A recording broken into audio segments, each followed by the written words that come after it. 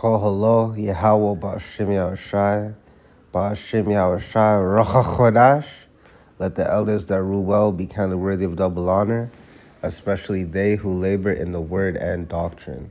To the 12 tribes which are scattered abroad, greeting. Excuse me. Amazon has bold ambitions to take on SpaceX in the satellite internet business. Amazon has a plan to deliver internet from space using 3,236 small satellites in low Earth orbit. It's called Project Kuiper. I know my ass butchered that, but that needs to be looked up still, because obviously it has a deeper meaning. So in April, the company signed a multi-billion-dollar contract, the largest rocket deal in the history of the commercial space industry.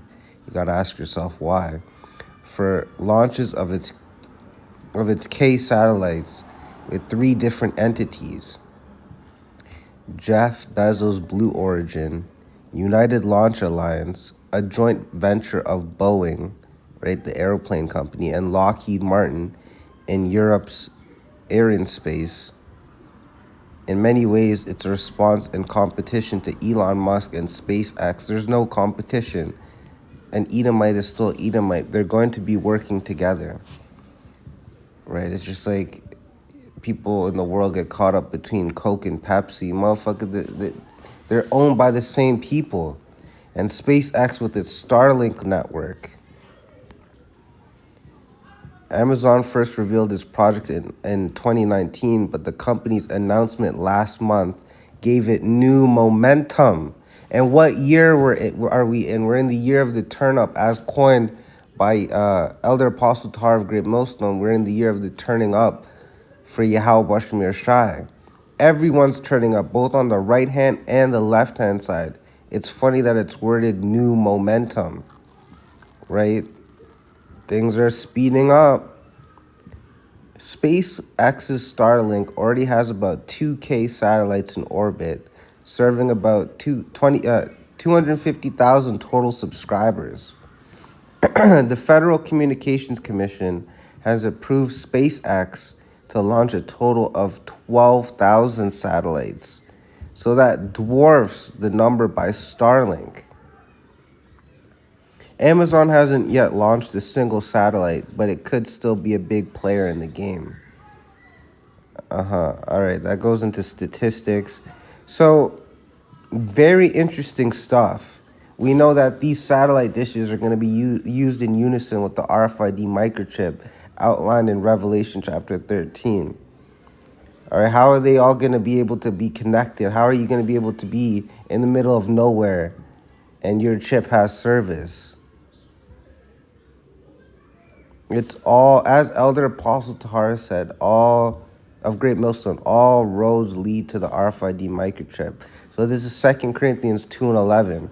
Lest Satan, and who's the physical counterpart to the spiritual demon Satan, Esau, Edom, which is the so-called white man, should get an advantage of us, right? Get one up on us.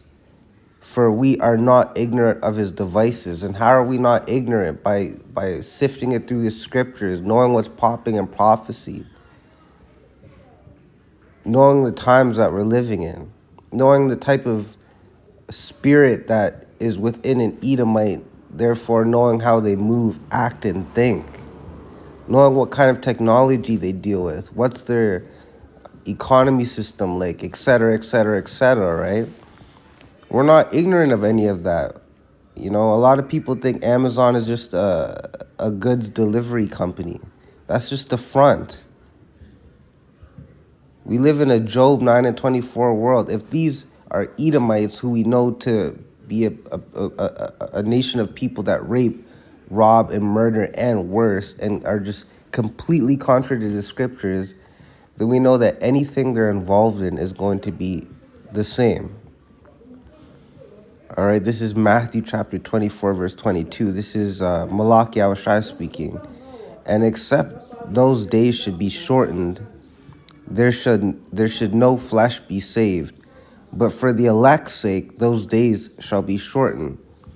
Now, we're living in a time where you'll read an article, and right here it says, right here, last month gave it new momentum, or a new push. Where is that push coming from? Yahweh Shai, because prophecy is being fulfilled right before our eyes in such a fast speed that we're thinking like, my gosh, Yahweh could be here tonight.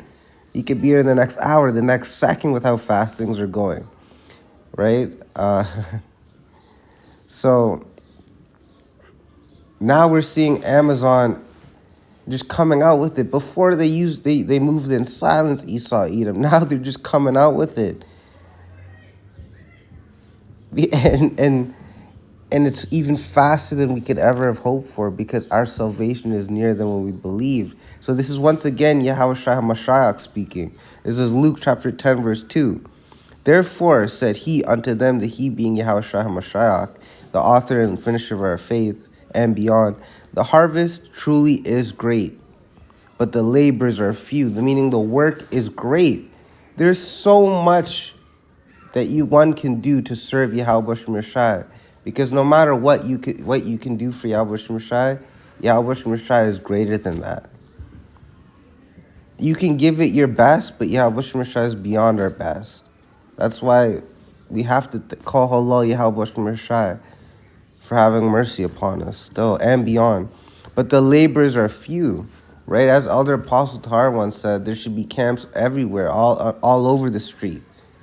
Right? Because this is the good news. This is the gospel. Our enemies are going down. We're going to be in right order. We have a power that loves us, and the power is the only power. Right? We're not at the bottom. We're actually at the top, but we're dealing with curses right now. Knowing that we have an ultimate mediator, Yahweh Shai HaMashiach, and knowing a whole bunch of other stuff. The labors should be many, but as it is written, the labors are few. Pray ye therefore the Lord of the harvest. So pray ye therefore to Yahweh Shai,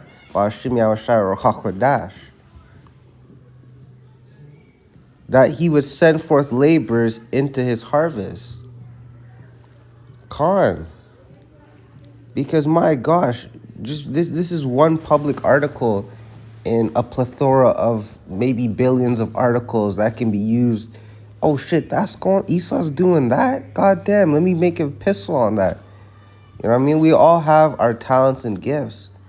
Whatever your talent and gift is, use it to further the ministry of Yahweh Shai by any means necessary.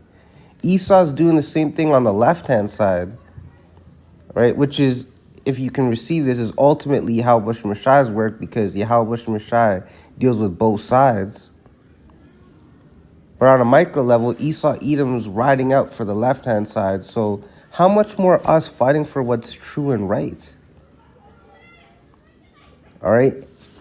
Amazon, SpaceX, all these evil, this wickedness in high places. But one thing that Esau Edom is scared of is being exposed. They hate the light because the light destroys the darkness. You could be in a pitch black basement, but if you have one match, it illuminates that area. So as Yahweh Shai HaMashiach told us, let our light shine, so that the world may see it and glorify Yahweh Shai. Extremely roughly paraphrasing. So with that, I hope you all were edified. Shalom.